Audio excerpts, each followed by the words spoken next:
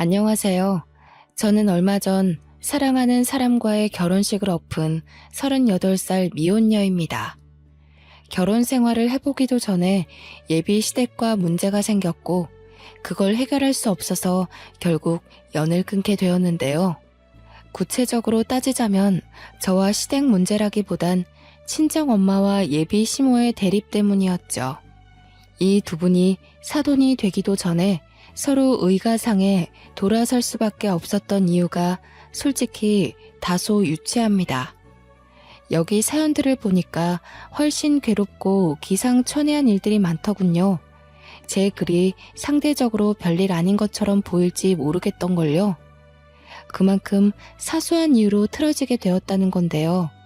저의 황당한 사연 한번 들어보시겠습니까? 저는 제 또래의 나이의 예비신랑과 작은 기업에서 평범하게 사랑을 키웠습니다. 사내 연애였다는 거죠. 태생부터 날씬했던 저와 달리 예비신랑은 선천적으로 덩치가 있는 사람이었는데 동그란 덩치와 어울리게 상당히 순둥하고 귀여운 성격을 가지고 있었어요. 제가 빠지게 된 매력 중에 하나였죠. 곰돌이 같은 남자를 좋아한 제게 예비신랑은 안성맞춤이었고 그래서 제가 먼저 접근하여 만나게 된 거예요. 예비신랑은 쑥스러움도 좀 많았는데 적극적인 제 표현을 늘 부끄러워하더라고요. 만나볼수록 사람이 거짓말도 잘 못하고 진정성도 있고요. 제가 좀 더 좋아해서 쫓아다녔던 기억이 여전히 생생하네요. 그만큼 좋아했어요. 결혼을 할 정도로 끌려서 프로포즈도 제가 먼저 했거든요. 솔직히 예비신랑이 좀 소극적인 부분이 있어서 저를 부담스러워할까 싶었는데 다행히 제 프로포즈에 한 번에 응해서 안심했었죠. 우리는 상견례 날짜를 잡기 전 양가 댁에 같이 찾아가 먼저 얼굴을 비출 계획을 짰어요. 그게 예비신랑 제안이었는데요. 우리 집에 먼저 들리자는 예비신랑의 의견을 수용하여 저는 엄마와 날짜를 잡았고 우리 엄마를 만나러 가게 되었습니다. 우리 엄마는 계곡 주변에서 펜션을 운영 중인데 아빠와 일찍부터 사별하여 도시 생활을 정리하고 산 주변으로 빠져나와 살고 있던 중이었거든요. 저도 엄마가 쓸쓸할까봐 같이 살고 있어요. 직장과는 거리가 먼 편이라 교통이 좀 불편하긴 하지만 자차로 1시간 정도는 엄마를 위해서 헌신할 수 있잖아요. 지금은 펜션이 비수기라서 예비신랑과 제가 인사드리러 가기 딱 좋은 시기였죠. 오느라 고생 많았어. 여기 길이 험해서 운전하는데 많이 힘들었지? 어여 앉아. 앉을 데가 마땅치 않네. 바닥에 좀 앉아도 되겠어? 엄마는 예비신랑을 보고 첫인상부터 듬직하다며 아주 좋아해 주셨습니다. 예비신랑도 엄마한테 잘 보이려고 원래 착한 성격을 더 착한 태도로 임하며 엄마 앞에서 바짝 긴장해 있었는데요. 그 모습이 얼마나 또 귀여웠는지 모릅니다. 엄마가 준비해주는 음식으로 간단한 식사를 하는데 예비신랑은 가만히 있지를 못하고 계속 엄마를 돕더군요. 엄마가 가서 앉아 있어도 된다고 했는데도 엄마 뒤를 졸졸 따라다니면서 예쁜 짓을 알아서 잘도 했습니다. 저와 엄마가 보는 눈이 비슷했는지 엄마도 예비신랑이 귀여워 죽는 겁니다. 안절부절하는 예비신랑 모습에 엄마랑 둘이서 얼마나 배꼽 잡고 웃었는지 모릅니다. 그렇게 우리 엄마와 예비신랑과의 첫 만남은 아주 좋았습니다. 예비신랑도 엄마가 많이 웃어주니 좋은 사람 같다며 마음이 편했다고 하더군요. 예비신랑이 예비 처가댁에 보여준 예의에 보답하고 싶어서 저도 예비 시댁을 뵙기 전 엄청 마음의 준비를 하였습니다. 잘 보여야 해서 머리부터 발끝까지 단정하게 풀세팅했고요. 남편에게 미리 시부모님의 정보를 따내 예상치 못한 일이 없도록 대비하려고 노력했죠. 그렇게 시댁을 방문하는 날이 되었을 때였습니다. 그동안 단련했던 마음가짐을 한 번 더 단단히 하며 예비신랑을 따라 집 안으로 들어갔는데요. 예비시댁 식구들을 보고 좀 놀랐던 건 다름 아닌 풍채였습니다. 예비 신랑한테 시부모님이 뭘 좋아하고 싫어하는지, 어떤 며느리 타입을 선호하시는지 이런 것만 물어봤지 예비 시부모님 외관에 관해서는 전혀 생각도 못했거든요. 아마 매일 우리 엄마와 함께 지내다 보니 시댁도 우리 엄마 정도의 체격이라고만 생각했던 것 같아요. 일반 사람들 체격이 그러하니까요. 예비 신랑이 저보다 2배 정도 넓고 큰 사람인데 예비 시부뿐만 아니라 예비 시모까지도 예비 신랑과 비스무리한 체형이더군요. 풍채 때문인지 집이 넓은데도 상대적으로 좁고 사람이 더 거대해 보이는 느낌이 있었습니다. 솔직히 속으로는 그 덩치가 주는 압박감에 크게 당황했으나 저는 최대한 티를 내지 않고 밝게 인사를 드렸어요. 그랬더니 예비 시모가 인사는 받아주지도 않고 그저 소파에 앉은 채로만 저를 위아래로 훑고 있는 거 아니겠습니까? 예비 시부가 대신 제 인사를 받아주고 앉으라고 말해줘서 저는 제대로 예비 시모의 눈길을 피할 수 있었습니다. 아가씨는 우리 아들 어디가 좋아서 결혼하려는 거예요? 혹시 우리 아들이 둔해 보여서 부려먹을 생각으로 결혼하려는 건 아니죠? 저 착한 애 머슴처럼 옆에 끼고 살면서 결혼 생활 편하고 싶은 마음에 이 결혼하려는 거면 잘못 생각한 거라고 말해주고 싶네요. 아닙니다, 어머님. 저 대우 씨랑 결혼하는 거 그런 이유 아니에요. 솔직히 제가 더 좋아해서 남편한테 매달리는 실정이에요. 오해 없으셨으면 좋겠어요. 그건 결혼해봐야 알지. 입에 발린 말을 누가 못하겠어요. 그런데 아가씨 몸집으로 우리 대우 밥이나 차려줄 수 있을지 모르겠네요. 애 낳아서 키울 체력은 되려나? 어디 건강에 하자 있는 건 아니죠? 자, 그런 건 나중에 결혼해서 상의하면 될 일이고 애들 저녁 시간 맞춰서 왔는데 밥은 먹어야지. 식사 준비 다 해놨거든. 이쪽으로 오너라.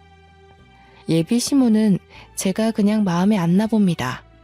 끝까지 인사도 받아주지 않고 다짜고짜 하는 첫 대화가 저런 식이라 저는 또 당황할 수밖에 없었어요. 예비 신랑한테 왜 예비 시댁 성격을 묻는 걸 깜빡했는지 모르겠네요.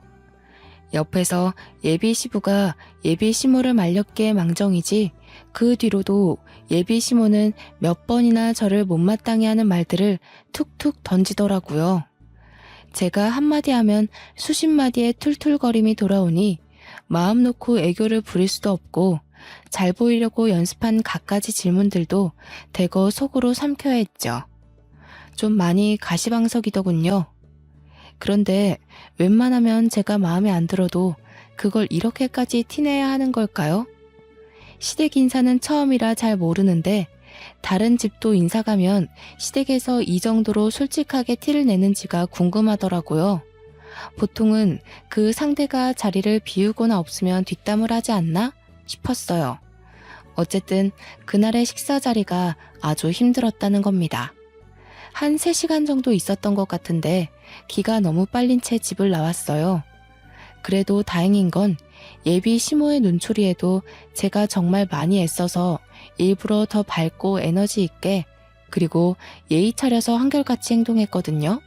그랬더니 예비 시모의 경계가 조금 풀린 게 느껴지더군요. 집을 나서기 전에 작별 인사를 하는데 예비 시모가 운전 조심하라고 인사를 해주길래 그제야 저는 긴장했던 마음이 씻은 듯 내려갔습니다. 본래 성격이 좀 퉁명스러운 편이신 것 같더라고요. 자기 아들의 배우자가 될 사람을 보는 거라서 저렇게 나를 세운 거라고 봐요. 예비 신랑은 그날 저를 집에 데려다 주면서 엄청 사과를 하더라고요. 식사하는 내내 눈치를 보더니 자기 엄마 성격을 말 못해준 게 미안해서 그랬나 봅니다.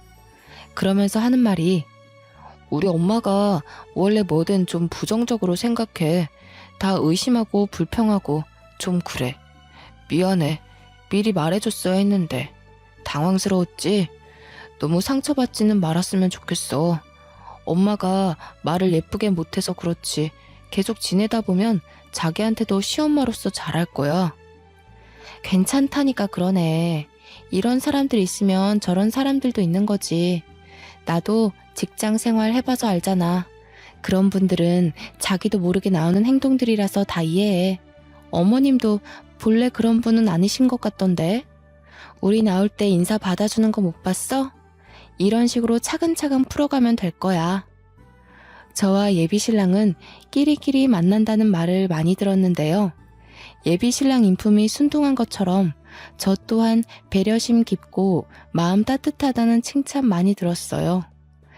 이런 제 성품은 온전히 엄마로부터 물려받은 성격이라고 해도 과언이 아닌데, 엄마가 늘상 입버릇처럼 제게 하던 말이기 때문에 이렇게 이해심 깊은 사람으로 자랄 수 있었던 거예요.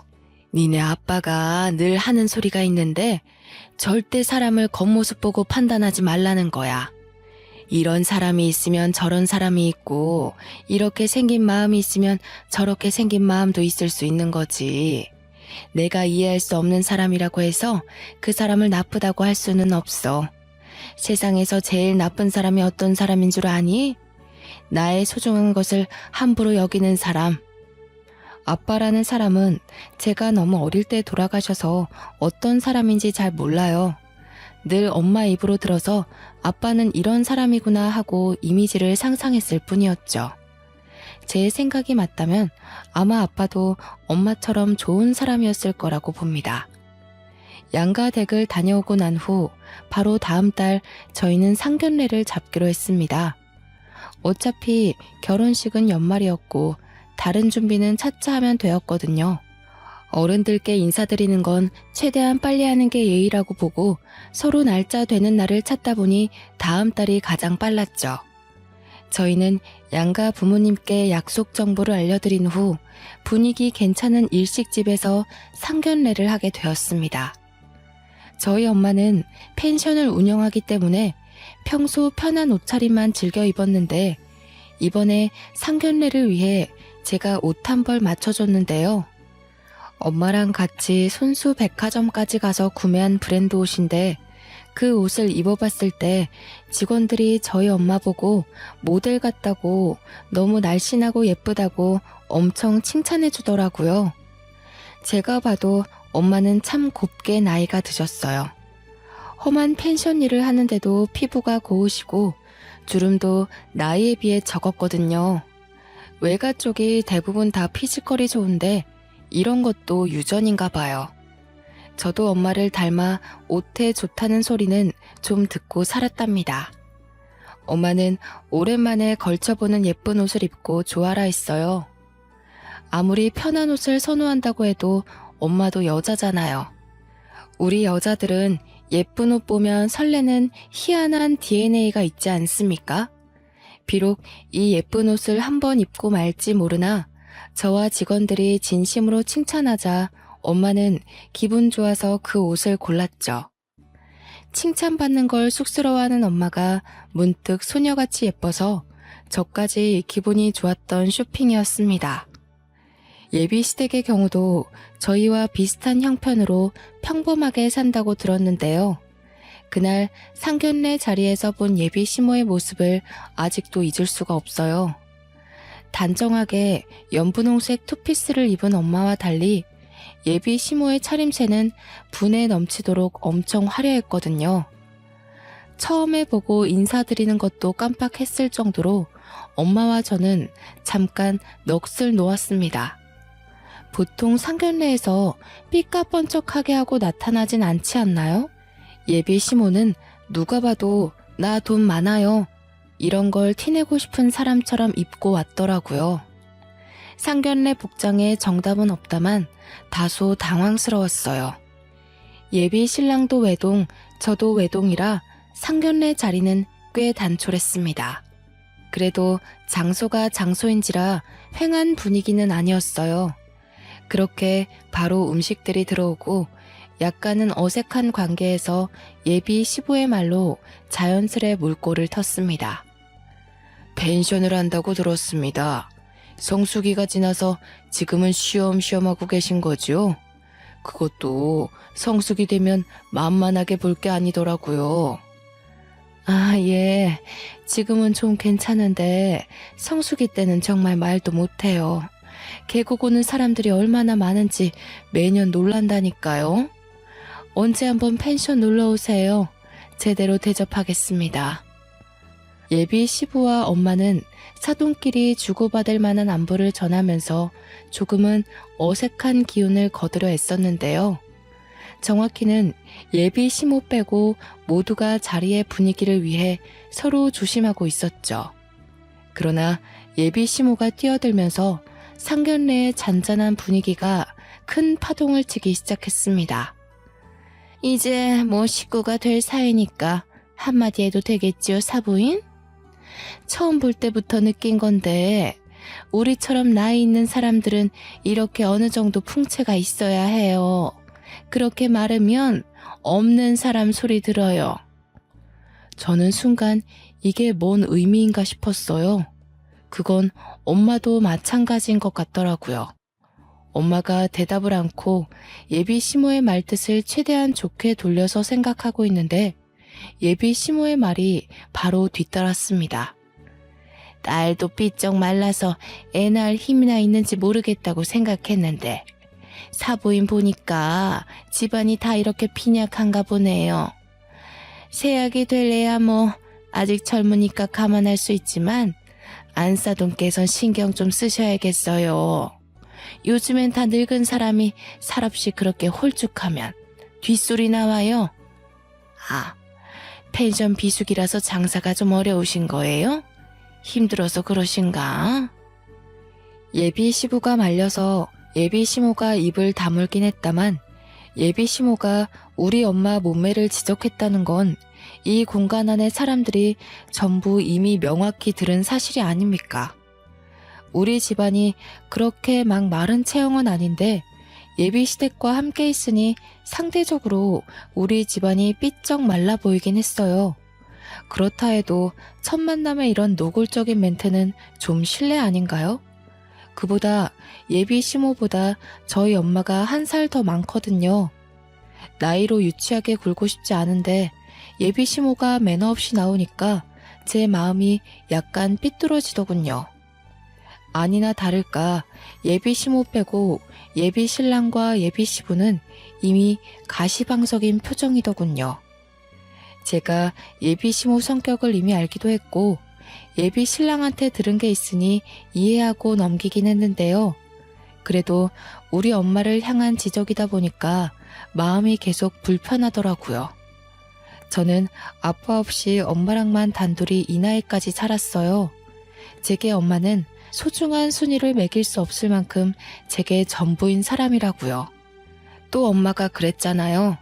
가장 나쁜 사람은 나의 소중한 것을 함부로 대하는 사람이라고. 그 당시 그런 말이 왜 떠올랐는지 모르겠다만 제 기준 나쁜 사람이 예비 시모인 것만 같은 마음이 들었어요. 그래도 참았습니다. 일단은 엄마가 참고 있기도 했고 이 상황을 불편해하는 예비 시부와 예비 신랑의 입장을 생각해서였죠. 제가 좀 말랐죠? 선천적으로 살이 안 찌는 타입이라서요. 그래도 옷 살 때 직원들이 모델 같다고 칭찬을 해주던걸요. 그런 거 보면 이만해도 다 살아갈 만한 것 같아요. 어머나, 그걸 믿으세요, 사부인? 아이고, 순수하기도 하셔라. 그런 건 다 옷 팔기 위한 상술이죠. 자기네들 매출 올려야 되는데 사부인 보고 어머님 같은 분들은 삐쩍 꼴아서 오태가 안 나요. 라고 어떻게 말하겠어요? 전혀 웃기지도 않은데 예비 시모가 혼자서만 홍홍거리며 웃는 겁니다. 이 무슨 무례한 짓인지 너무 어처구니가 없더군요. 지나가는 똥개도 예비 시모가 저희 엄마한테 신뢰를 범하고 있는 걸 알 정도로 심하다고 봤어요.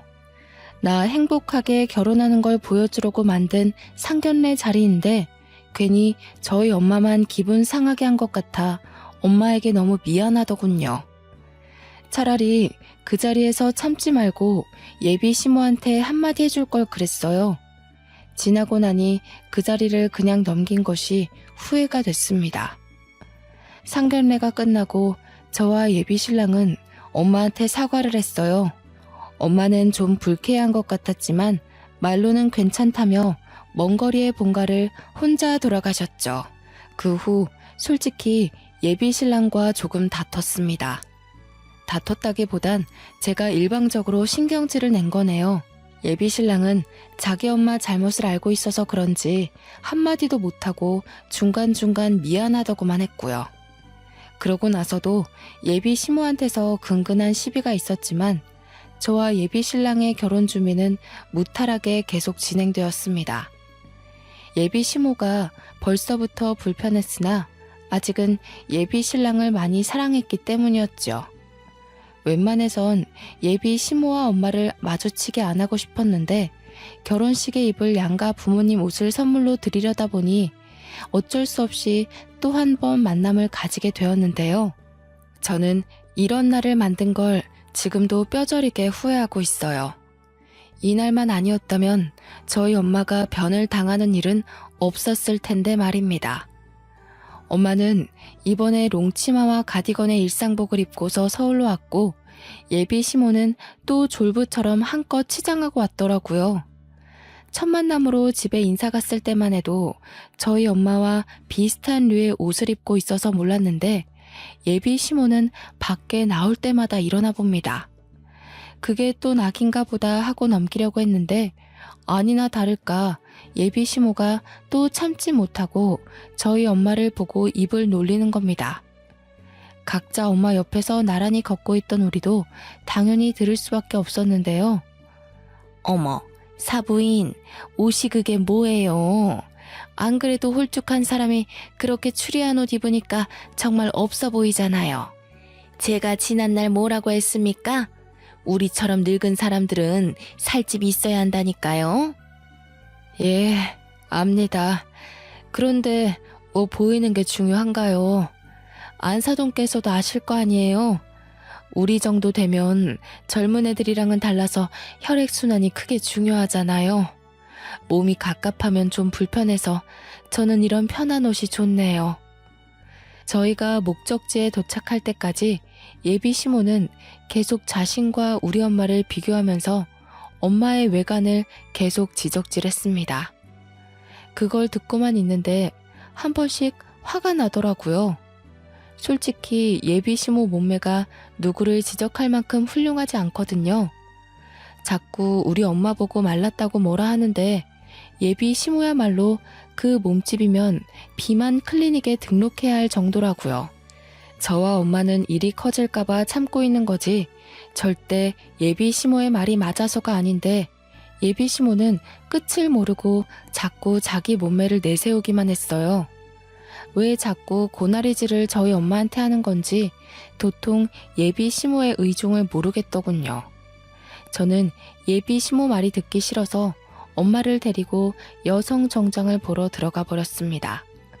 직원의 안내를 받고 엄마는 옷을 입어보기 시작했는데 예비 시모랑 예비 신랑이 멀찍이서 옷을 둘러보기만 하며 궁시렁대고 있더라고요. 엄마가 피팅룸에 있는 참에 저는 둘에게 다가갔죠.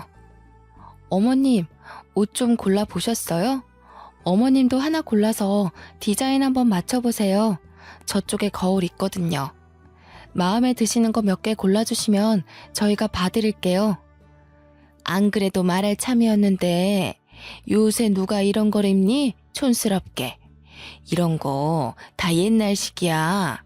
어쩜 이렇게 입고 싶은 스타일이 하나도 없을까? 보기 좋게 한복이나 한 벌 맞추면 될 걸 무슨 정장을 입는다고 유난인지 모르겠네. 너희 엄마는 정장이 좋다니? 한복을 입어야 삐쩍 마른 몸이 좀 가려질 텐데. 예비 시모야말로 한복으로 몸매를 가리고 싶었던 게 아닐까요? 입고 싶은 스타일이 없는 게 아니라 입을 수 있는 스타일이 없는 거 아닐까요? 저는 알고 있었어요. 예비 시모 사이즈를 맞추려면 어딜 가나 맞춤 정장을 해야 한다는 걸. 어쩔 수 없으니 그렇게 해줄 생각이었는데 예비 시모는 자꾸 다른 데 가보자고 하더라고요. 한복 매장 없냐면서요. 그래도 한 번 더 꼼꼼히 골라보라고 겨우 어르고 달래고 있었는데 마침 저희 엄마가 피팅룸에서 나왔더군요. 직원들이 먼저 보고 난리가 난 바람에 저희도 다 돌아보게 되었어요. 어머님, 완전 모델이세요. 비율 너무 좋으십니다. 어머님 나이에 이런 세련된 감각 소화하기 쉽지 않은데 어쩜 이렇게 오태가 좋으세요? 정장 계통에서 딱 원하는 비율이세요. 멀리 있는데도 저희 엄마를 향한 이런저런 칭찬이 자자하더군요. 저도 어디 가서 오태 좋다고 칭찬은 들어봤는데 저런 식으로 직원들이 한꺼번에 모여 칭찬을 하는 경우는 처음 봤습니다. 저도 당황스러웠는데 같이 있던 예비 시모는 오죽했을까요? 뭐 당황스럽기만 했던 건 아닌 것 같더군요. 여기 직원들도 보는 눈이 영 저렴하네. 모델은 무슨 딱 봐도 상술이구만. 네 엄마 아직 멀었다 얘. 내가 그렇게 조언을 해주면 뭐하니? 저런 가벼운 상술에 또 좋다고 넘어가고 있는데. 그만 다른 데 가보자 아들. 그런데 예비 신랑도 하얀 정장 입고 있는 우리 엄마 보면서 깜짝 놀라느라 자기 엄마의 말을 못 들었던 겁니다. 저는 예비 신랑의 이런 솔직하고 순수한 면이 좋았거든요. 이런 성격이 가족이라고 예외는 아닌가 봅니다. 어머님 진짜 아름다우시다. 자기가 어머님 닮아서 날씬하고 예쁘구나. 나 저렇게 고운 분 처음 봤어.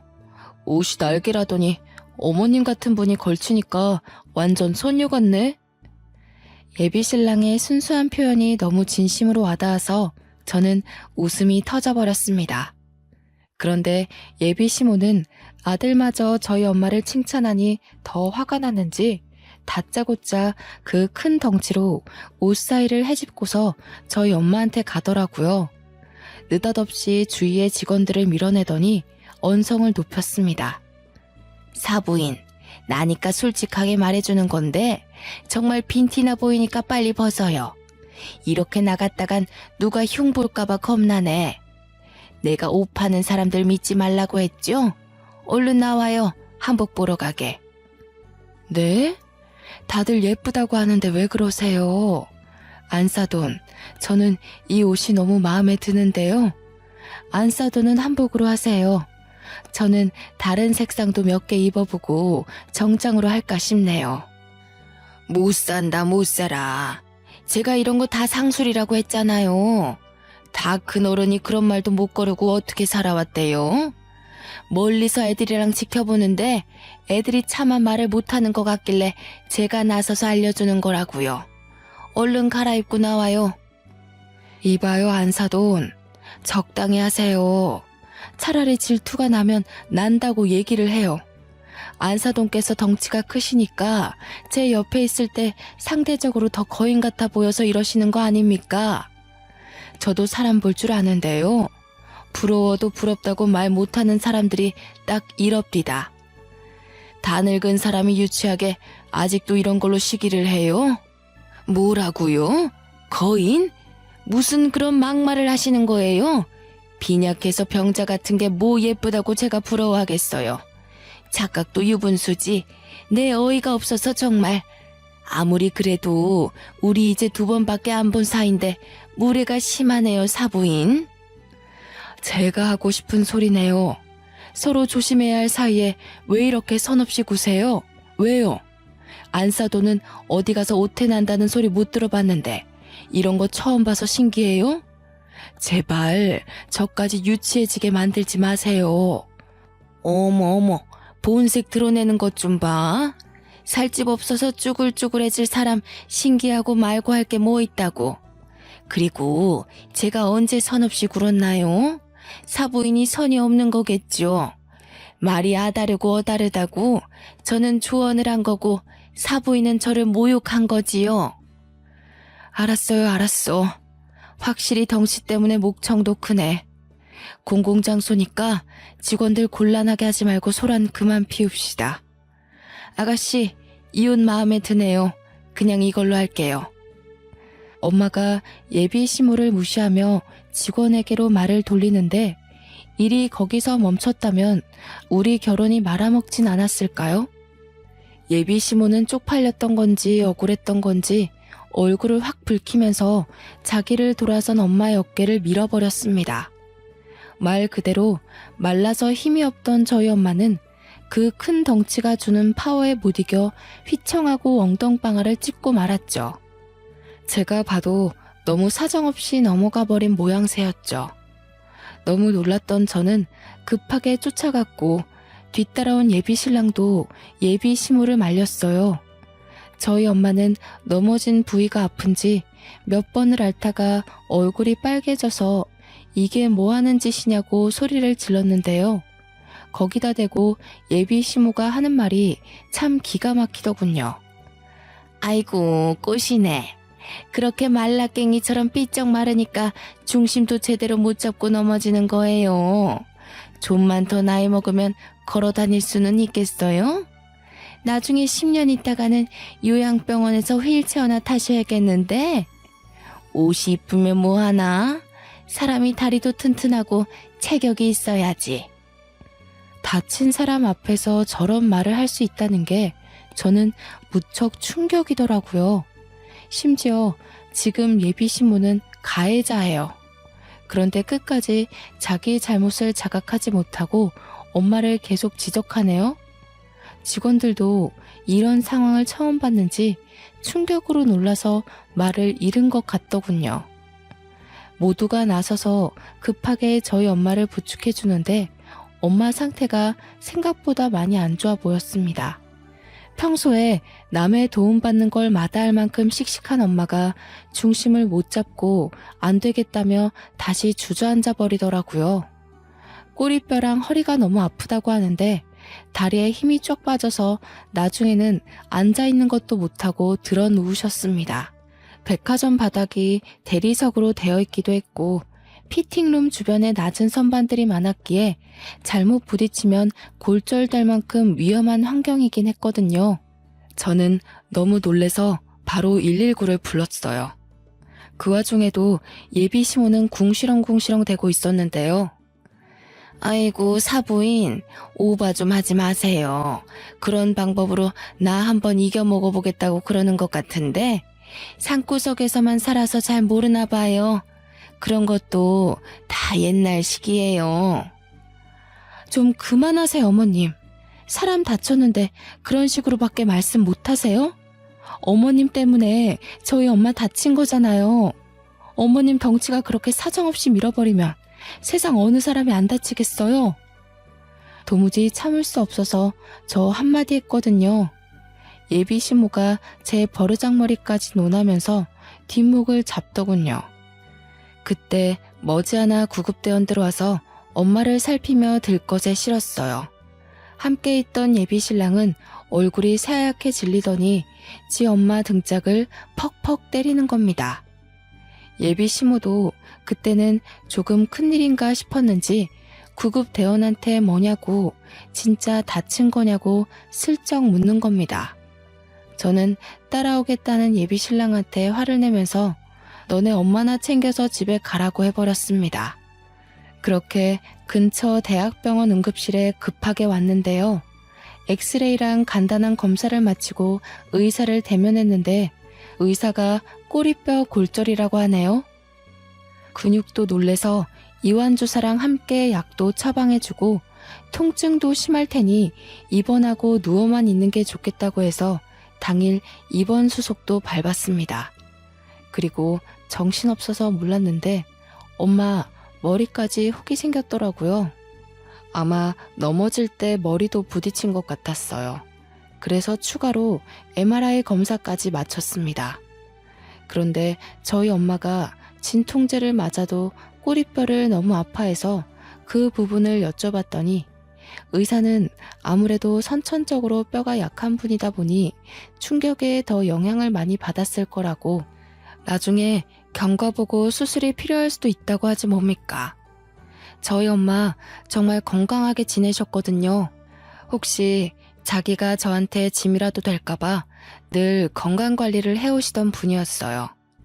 한 번도 수술대 근처를 갈 일이 없던 게 저희 엄마인데 생판 남이나 마찬가지인 예비 시모 때문에 엄마 건강에 적신호가 생겼다고 하니까 참을 수 없이 화가 나더군요.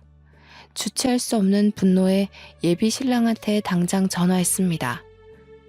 우리 엄마 꼬리뼈 골절됐어. 넘어지면서 행거 쪽에 머리 부딪히는 바람에 혹도 생겼다고. 나 더는 못 참겠거든? 우리 엄마 이렇게 만든 사람 심으로 모실 생각 없고 너랑 결혼 안 할 거니까 네 엄마한테 전해. 폭행죄로 고소할 테니까 경찰서 갈 준비하라고. 자기야, 제발 진정해. 내가 잘못했어. 우리 엄마가 그렇게까지 나갈 줄 몰랐는데 미안해. 내가 진작에 막았어야 하는데. 아니, 장모님이랑 뵙기 전에 내가 엄마한테 주의를 줬어야 하는 건데. 다시는 우리 엄마가 장모님한테 아무 소리 못하도록 만들게. 제발 결혼 안 하겠다는 말은 하지 마. 내가 너를 몰라서 하는 소리겠어? 넌 네 엄마한테 꿈쩍 못해. 지난번에 보니까 니네 아빠도 니네 엄마한테 꼼짝하시던데? 내가 뭘 믿고 그 집안에서 살겠어. 차라리 나를 다치게 하지. 난 우리 엄마 손대는 사람이랑 더는 상종하고 싶지 않아. 자기 엄마가 그렇게 행동하는 사람인 줄 알면 아들인 자기가 맞거나 남편인 예비 시부가 진작에 바로 잡아놨어야 하는 거 아닌가요? 예비 시모가 대놓고 우리 엄마를 모욕하는 걸 둘 다 지켜보고만 있었잖아요. 이건 착한 걸 떠나서 비굴한 거라고 봐요. 저딴 식으로 남들한테 피해주면서 자기의 자존심 세우는 인간 말종인 아줌마나 그걸 말리지 못해 전전긍긍하며 기죽어 사는 남편이나 그걸 그대로 보고 자랐을 아들이나 다 결국엔 같은 근본일 거란 생각이 들더군요. 저도 저지만 저희 엄마를 저런 집안과 사돈 맺게 할 수 없었습니다. 저는 엄마한테 쉬고 있으라고 한 뒤 백화점에 찾아가서 아까 매장 CCTV 영상 좀 보여달라고 했어요. 마침 사각지대도 아니었고 백화점이라서 CCTV 구도가 다방면으로 잘 되어 있더라고요. 그 화면에는 예비 시모가 우리 엄마 어깨를 밀어버린 게 적나라하게 나와 있었고 저는 그대로 휴대폰으로 찍어서 경찰서에 신고해버렸습니다. 폭행죄로 신고했더니 예비 시모는 조사받는 중이고 함께 따라온 예비 신랑은 저를 보자마자 무릎 꿇고 사정을 하기 시작하더군요. 자기야, 내가 이렇게 빌게. 제발 우리 엄마 좀 살려줘. 내가 평생 장모님 모시면서 효도할게. 우리 결혼하면 친정 가서 지내자. 응? 한 번만 더 장모님 소리 하기만 해봐. 당신 입에서 장모님 소리 들으면 네 엄마가 내 시엄마 된 기분이라서 별로거든? 제가 왜 봐줘야 합니까? 감히 우리 엄마를 다치게 했는데 이게 무릎 한번 꿇는다고 될 일인가요? 나이 먹고 제일 약한 곳이 허리라는데 살면서 척추가 하는 기능이 얼마나 비중이 큰데 이러다가 허리 쪽으로 만성 통증 생기면 어쩌려고 그런 생각 없는 짓을 했답니까? 저희 엄마 평생 허리 치료하면서 주기적으로 병원 다녀야 할지도 몰라요. 자기 엄마가 큰 잘못을 했으면 인정하고 벌을 받게 해야지. 우리 엄마 상태 들여다보지도 않고서 무작정 자기 엄마 걱정만 주구장창하는 건 무슨 경우랍니까? 생각할수록 기가 차서 합의해달라는 예비 신랑의 꼴까지 보기 싫더라고요. 근데 더 기가 막힌 건 예비 시모의 태도였습니다. 아들아, 당장 일어나지 못해? 뭘 잘못했다고 무릎을 꿇어? 무릎 꿇을 가치가 없는 것들이야. 어디 젊은 것이 못된 것만 배워서 지 시엠이 될 사람을 경찰에 신고한단 말이니? 너는 이런 여자 뭐가 좋다고 아직도 결혼 타령이야? 말은 바로 하세요, 아줌마. 무릎은 아들이 아니라 아줌마가 꿇으셔야죠. 아직도 상황 분간 안 되세요? 우리 엄마 지금 수술해야 할지도 모르거든요. 제가 조만간 진단서 떼서 제출할 건데 그럼 아줌마 폭행죄로 안 끝나요. 상해죄로 더 큰 처벌 받는다고요. 아줌마? 기가 차서 정말. 니네 엄마가 홀쭉해서 뼈 부서진 걸 왜 내 탓하니? 그래서 내가 평소에 살 좀 찌우라고 한 거야. 다 늙은 지엠이 건강 생각해줬으면 고맙다고 엎드려서 절이나 할 것이지. 버르장머리 없게. 뭐가 그렇게 잘나서 자꾸 자기 몸매 과시하는지 모르겠는데요. 아줌마 건강이야말로 급해 보이거든요. 아들한테 어디 가까운 비만 클리닉 좀 등록해달라고 하세요. 아줌마 처음 봤을 때 정말 굴러다니는 줄 알고 놀랐어요. 솔직히 제가 본 사람 중에 아줌마가 제일 뚱땡이거든요. 조금 유치해 보일지라도 그게 예비 시모한테 잘 먹히는 것 같아 저는 더 유치하게 몰아붙였어요. 그랬더니 지켜보던 형사님들이 몇 분 웃으시더라고요. 예비 시모 얼굴은 이미 빨개질 대로 빨개졌고요. 경찰서에서 가장 우스운 다툼을 한 뒤 며칠이 지났는데요. 제가 엄마 간병하는데 일주일이나 지나서야 예비 신랑이랑 예비 시모랑 예비 시부가 사과하기 위해 얼굴 비추러 왔더군요. 그동안 일부러 오라고 독촉도 안 했어요. 어차피 고소 취할 생각도 없고 제가 굳이 나서서 골칫거리를 끌고 올 필요가 없었으니까요. 찾아왔길래 꼴도 보기 싫어서 인사도 안 했더니 머뭇거리고 있던 예비 시모 옆에서 예비 시부랑 예비 신랑이 사과 안 하냐고 엄청 쪼으더군요. 사과하면 될 거 아니야. 저기 사부인 미안해요. 나는 거기서 그렇게 힘없이 넘어질 줄 몰랐지. 내가 진짜 살짝 밀었거든. 정말 오해야. 내가 뭐하러 사람 다칠지도 모를 짓을 하겠어. 저기 아줌마, 지금 변명하러 온 거예요? 아줌마는 잘못할 의도가 없어졌는데 우리 엄마가 넘어지는 바람에 고소당해서 억울하다. 뭐 그런 얘기가 하고 싶은 거예요? 왜 찾아오신 거예요? 어처구니가 없어서 따져드니까 예비 시부랑 예비 신랑은 아무 말도 못하고 있고 예비 시모만 비죽거려가며 미안하다고 우물쭈물 또 사과를 하는 겁니다. 그때 지켜보던 엄마가 한마디 얹었는데요. 반성 좀 하셨어요? 안사돈께서 잘못하신 건 저를 다치게 해서 고소받은 것만이 아니에요. 상대방을 겉으로 판단하고 조언을 가장해 멸시를 한 거, 그럼에도 잘못을 자각 못하고 목소리 높이는 뻔뻔함, 그게 잘못됐다는 거예요. 다시는 어디 가서 그러지 마세요. 아니 근데 삐쩍 꼴아있는 사람만 보면 이렇게 다치기 쉬우니까 살 좀 찌우라고 한 것뿐이에요. 사부인이 너무 말라서 그렇지 살만 좀 있었으면 이 지경까지는 안 다쳤겠지요. 이 말을 듣고 있던 옆 침대 환자들이 혀를 끌끌 차기 시작했습니다. 저희 엄마가 병원 입원한 지 일주일 만에 병실 환자들이랑 친해졌는데 보호자들까지 전부 저희 엄마가 왜 입원했는지 사정을 알고 있거든요. 그년 낯짝 한번 보고 싶다면서 다들 제 일처럼 성내주셨는데 이렇게 낯짝을 보게 된 거죠. 아이고 참네. 아지매요. 뭘 몰라서 그러는데 우리 나이에 아지매처럼 암소만 하면 골병 듭니다. 젊은 것들이야 젊어서 병을 이길 힘이나 있지. 우리같이 늙은 사람들이 그럴 힘이 있겠어요? 오래 살고 싶으면 관리 좀 하소. 아줌마 정도면 고도비만일 텐데 혈압 높지요? 조만간 당뇨라도 생기겠구만. 풍채 좋다는 말은 아줌마 같은 몸을 보고 하는 게 아니에요. 아줌마는 그냥 뭐 뒹글뒹글 굴러다닐 몸이네. 뚱뚱한 게 자랑은 아니지 않나요? 오히려 이쪽 분이 몸에 장근육도 있고 건강하던디. 의사 선생님도 이 짝 보고 평소 운동신경이 있는 덕에 이만한 거라고 하더이다. 어이가 없어서 원. 무슨 운동신경이요?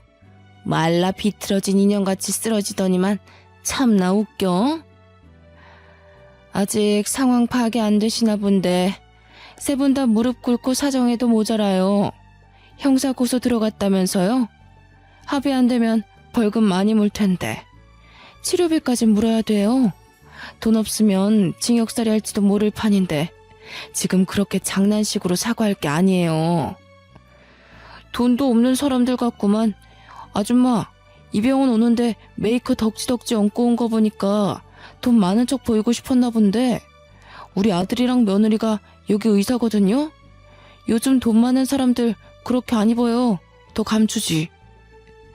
병실 내 환자랑 보호자분들이 전부 저와 저희 엄마 편을 들어서 적극적으로 공격을 해주는데 너무 속이 시원하더라고요. 아무 말도 못하고 표정 썩어있는 예비씨 목골이 참 보기 재밌었어요.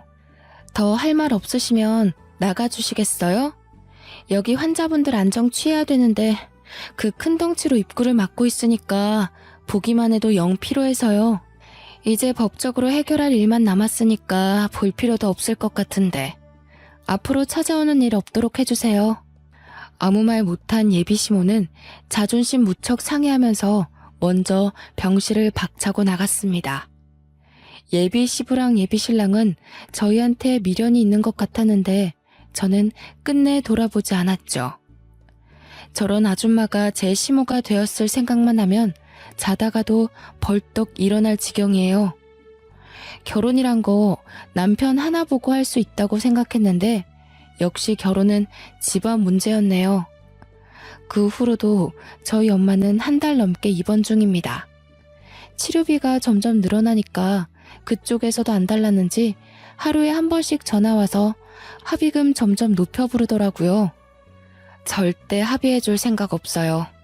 저희 엄마 허리가 하루아침에 일이 망가졌는데 그깟 돈으로 상황 무마시키는 건 말이 안 되니까요. 잘못을 했다면 그 대가가 얼마나 무서운지 느껴봐야 다시는 이런 짓 안 할 거 아닙니까? 진심으로 반성해도 봐줄까 말까인데 돈이면 다 되는 줄 아는 저 신보도 참 마음에 안 드네요. 합의고 뭐고 10년이 걸려도 안 해줄 생각입니다. 제 사연 읽어보니 어떠신가요? 다소 아이들 싸움 같기도 하죠. 저도 예비 시모 같은 유치한 사람 처음 봤거든요. 지나서 생각하니까 이젠 헛웃음이 나오네요. 만약 우리 엄마가 그런 사람이었다면 어디 얘기하기도 쪽팔렸을 거예요. 저주하는 건 아니지만 그 집이 어디와 사돈 맺는 일은 없었으면 좋겠어요. 상대 며느리 집 망할 일 있나? 현재는 엄마는 펜션을 잠시 접고 서울에 전세 하나 얻어서 저와 같이 살고 있습니다. 허리 때문에 무리한 일은 잠깐 쉬기로 했거든요. 엄마 허리가 최대한 나을 때까지 제가 잘 보필하며 지내고 있어요. 다들 사랑에 눈멀어서 이상한 사람 걸을 수 있는 기회를 놓치는 그런 짓은 하지 마세요. 지금까지 제 사연 읽어주셔서 감사합니다.